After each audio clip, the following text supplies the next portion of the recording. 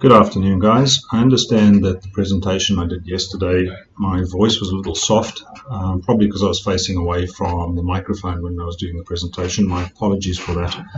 But I'd like to take the opportunity also to follow up on some of the questions that were raised after the presentation. We understand a fair amount of our clients don't do their own CAD drawing. They have outsourced CAD drawers.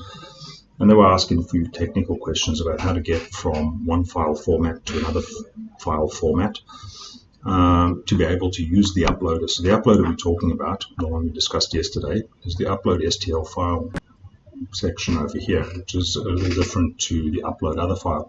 Upload Other file is essentially the same as sending me an email with a whole bunch of instructions in it about what you want done with that file.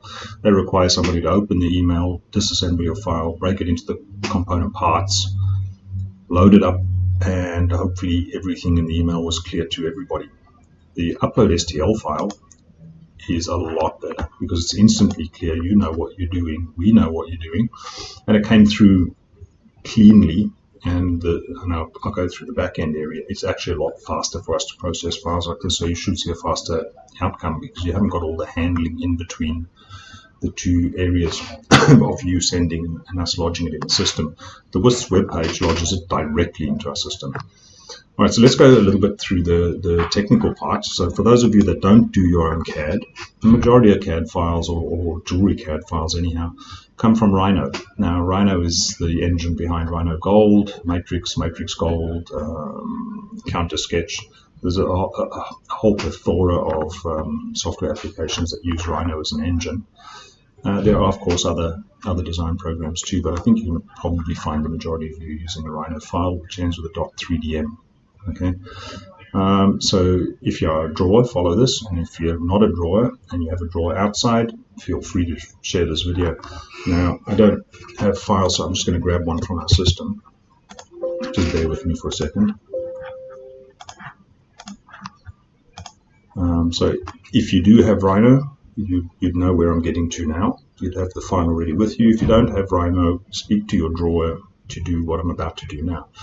So essentially, when you get your drawing from your drawer, normally what would happen is that they've split the parts up for you into separate categories. So you've got a gallery up there, and you've got the little under gallery, sorry, you've got the halo up the top, and you've got the little under gallery at the bottom, and you've got the shank section, and you may or may not have gems as it has over here.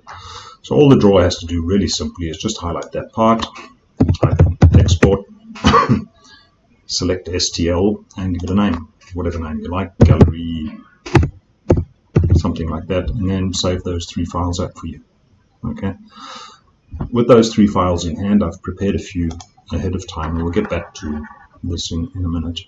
Once you have those three files, I'll pop a few of them on my desktop. Let me just shift that screen over a little for you. So on my desktop, I've prepared three STL files, and I'll show you how you use the uploader. So from top to bottom, as usual, there's various finishing options or unfinished options. Print to de-sprue simply means we're going to print it, we're going to cast it, and cut off all the sprue, all the way around, with a very basic emery at the bottom. Okay, so remove all the sprue material. Print to finish is we're going to print it, cast it, and finish the job for you. Print to raw cast is about 50-60% of everything that comes in because you are already jewelers and you want to finish it yourself. I literally will just print it, cast it, clip it off the tree, ship it out to you.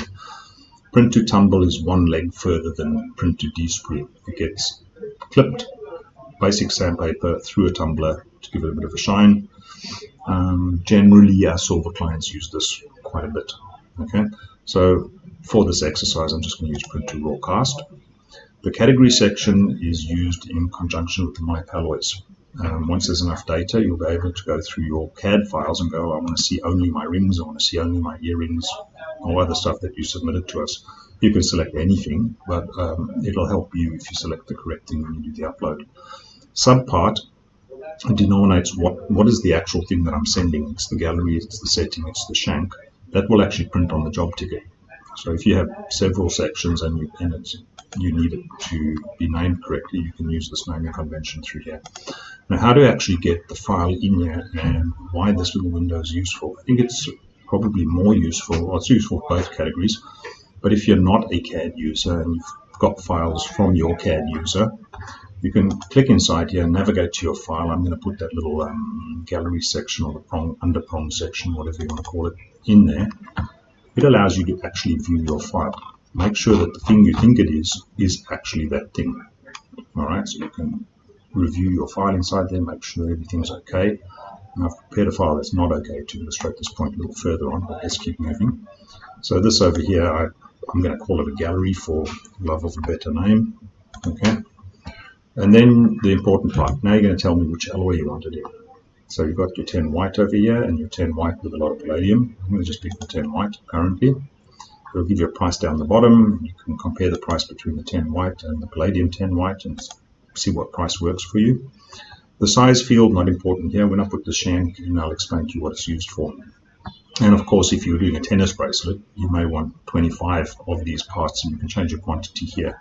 Lower down the page, you can also change it. I'll get to that when I get there. All right, so then your second part. So we showed you that you can click here, navigate to it. You can also drag and drop.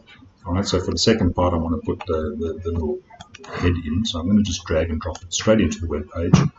And again, same thing. You can zoom in on it, make sure that it is correct. It all looks right. Yep, we cut out all the little divots in the back. Everything's looking hunky-dory, so I'm good to go with that. I'm going to call that little section a halo. And I'm also going to pick 10 white for it. Okay, and again, the size is not really important here. Now, be aware that you can add up to an additional 4 parts for a total of 6 in this area of the page. So you just click the little add another part, because we do know that I've got a shank I still have to add. Okay, and I'm going to drag and drop the shank inside there, and I'm going to call it a shank. And at this distance, those of you with sharp eyes might have already picked up the problem. Let's see. In this case, I want a 10 yellow gold. Let's cover the naming convention in here. You need this finished at an L. So if you type this in here, our CAM team, when they upload it, we'll do a quick check, go in, does this thing actually equate to a size L? And they can stop the job and let you know that, literally the file that you've given me is not an L. There are some problems inside there. Or are you aware, that this thing is not the correct size? So if you need to give us a size, that's the field you can put it in. It's a free text entry area, because the size might be many things. It might be a necklace size, it might be a bangle size, a cuff size. There can be various sizes you want to put in here. It can be inches. It can be all kinds of stuff. Just put it in there. The flag does get to us, be aware. It also does flag us to double check that the customer has asked for a size. So now let's get through why this little 3-read window is so handy. So the jewelers with really sharp eyes already spotted the problem. But from that distance, everything looks okay. And then you come in and you review it. And hey, guess what? You're missing a couple of prongs. All right, so this stops you sending us something that's obviously wrong. Now in this case, it's so obvious we'd probably alert you of it. But in some cases, it might be more subtle, and you know what the design is. You may pick up on it right before you actually place the order, and you can actually then see what the issue is you're going to have. I'm going to continue as if this part was correct, and I'll show you how to use the chat interface to discuss this in a minute. All right, so we keep moving down. You have the ability to, within this order, so when we finish the castings, also then supply you with some findings, some melee and or center stone from our gemstone section of the website. So this will just pop open a window. It's important to understand that these things are all shipped together. If you want to buy findings loose, do it from the findings area of the website, or the fab part, or if you want to buy loose gemstones that are not related to this job, this is not the area to do it. If you buy them inside here, they're associated to this job. They go onto the same sales order. The interface is really simple. It just pops open a smaller version of the full findings version. An example, had you given us some earrings, you don't want to cast an earring pin. You want to buy some nice press pins, so you can add those 2 pins to your order here. Okay. Accent and melee stone is pretty much the same thing. There's 16 2mm there, 8 each side, so you can go inside here and you can select awesome quality and nearly as awesome quality stones inside there, what shape you want. I need them in round, I need 16 of them, and the stone size should be 2mm. Feel free to use the sliders if you want, if you need to get very specific on those sizes. And then of course adding a certified stone, the GIA certified stone from that area into this order. So I'm going to just continue through. So you've got your 3 parts inside here. We're showing you the bounding box algorithm used for the print fee. the alloys you've selected in. This is like a little double check just to make sure everything is okay. Yeah, calculate the live price for you. And it's important to note that if you have special arrangements with us or special alloy fees, this will calculate your specific fee for this area. So after it's calculated, you can see all the values. Usually your print and cast fees will come in this area, but we're having a show special. So for this job, I'm going to charge you a whopping 9 cents to print and cast those 3 parts.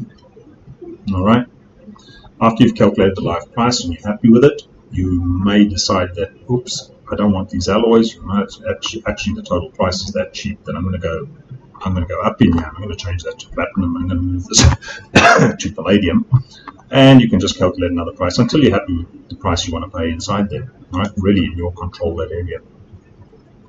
If you have a job reference you want to give it, because your number may not be the same as our number, this will come back to you on the invoice. So you can type your number inside there, CB123456, whatever that may be, and you can then just submit the order. So while the explanation in the video took a little while, really it's drag, drop, drag, drop, drag, drop, select your alloy, click submit. All right. Now let's go into a little more detail. After you submit, you're going to get through the usual billing interface. If you're an account holder like I am, you can either choose to deliver or you can choose to pick up from any of the locations, and you confirm your order. Important at this point, do not close the web page, because this is actually passing your files to me at the moment. All right, it may take a couple of seconds, so just be patient. After it passes the files, it'll give you a PDP number. I'll explain what a PDP number is in just a second. It literally just means Palloys Development, Product Development Palloys, and you are the 12,330th submission since live in June. Okay, this number is important for you to do follow-up on. This number will also appear under the My CAD files area of Palloys. All right, so probably keep that. You will also get a confirmation email saying that you've sent us something and this is your PDP number. But if you detected, like we did before, that on this job there were a couple of problems missing and asked us a few questions about it, you can go through to the My Palloys section. It may take a second or two to register the job coming in there, so be a little patient, and you can look for it in My CAD Designs. And this is one I did just a little earlier today. So if you give it a second, it'll show up in here and you can have another look at it. If you want to talk about the job that you just gave us, these are all the jobs you've passed to us. There's a few of them inside there. And you can use this little button to have a chat about that job. All right, so I'm going to just select this one over here. And you can send us a little message. I just uploaded my job and see it is missing some prongs. And Shukri, please help me here. Now they'll get this message in their email. They will also, in our version of the website, get a chat notification that you've sent something, and you just submit that, and you will get a chat notification both ways. If they choose to answer you inside of the system, the reply will show up under here. You can also attach images if there's not a lot of clarity. Generally, this interface is used for discussing design briefs, where we're drawing a CAD. The CAD drawers will pass images back and forward, and be aware only you can see this. Okay? So that was submitting a job. It's really fast. You know what you're going to pay. Now let me explain from our end, is if you do that, in our end in the back, immediately as you submit that job, this shows up in our back end. Okay? Also in our Rhino, the thing that I did immediately, all we need is that number. Once the back end delivers that number, our back end guy literally pops the number in there, he goes read the job, and you will notice the same as the website. There are 6 boxes. Exactly what went into the website comes back out here. So there can't be any errors in what you asked for and what we got. The reason it comes through here is because obviously it has to have supports added to it, etc. for printing. And then just one of the guys manually confirms that all of these files are actually okay before they submit this into printing. This backend software, there's about a half dozen of you clients watching this thing that already know what I'm looking at because you're using the beta version of it. The release version of the software for all our clients, I think, will probably happen in early January. And then you can even bypass the website and just directly deliver your jobs to me from Rhino. This should assist the jobs in moving through the system a lot faster. I think it's nearly doubled our throughput in the CAM area currently for the customers that are using it. And it eliminates completely the issues of understanding emails where somebody may ask for, please cast in 18 what? 18 white, 18 rose, 18 yellow, 18 white palladium, 18 high palladium, etc. So that back and forward emailing to try and clarify stuff can slow things down a little. The web interface over here was designed to overcome that issue with the advantage of, if you don't want to see this thing ever again, just click no. Basically, it's a little help file that takes you through the steps of using the interface. So if you use this thing, you know what you're going to pay, you can see the price immediately, and you know for sure that what you gave us is what's going to come out. Okay, I hope that was a little better than yesterday's demo and gave a little bit more info for the people that don't do their own CAD, how to get an STL file. Rest assured, every software in the market can output an STL, even dual CAD can output an STL for use on this page. Guys, thank you very much. Cheers.